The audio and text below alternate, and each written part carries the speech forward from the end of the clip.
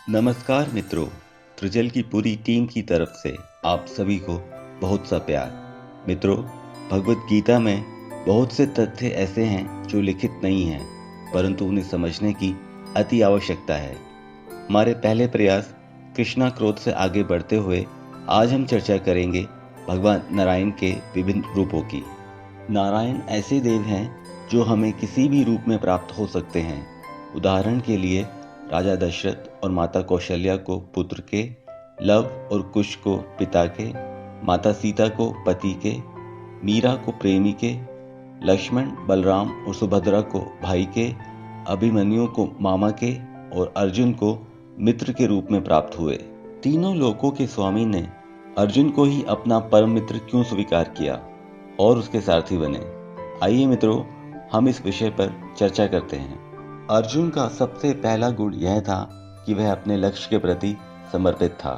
यह वही अर्जुन था जिसने गुरु द्रोण के पूछे जाने पर यह उत्तर दिया कि उसे पक्षी की आंख के सिवा कुछ भी दिखाई नहीं दे रहा।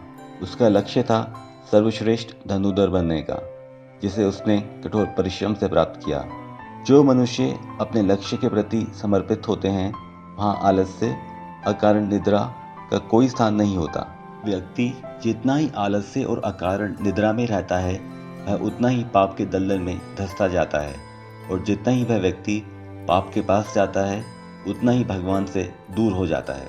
दूसरा, अज्ञातवास में जब अर्जुन स्वर्गलोक में दिव्य अस्त्रों की खोज में जाता है, तो स्वर्ग की एक अप्सरा उर्वशी अर्जुन के रूप पर मोहित होकर खुद को अर्जुन को समर्पित कर देती है, परंतु अर्जुन यह कहकर उससे दूरी बनाता है कि अतीत में उसका संबंध अर्जुन के पूर्वज पुरुरवा से था, इस नाते वह उसकी माता तुल्य है। यह सिद्ध करता है कि अर्जुन जीवन मूल्यों का कितना सम्मान करता था।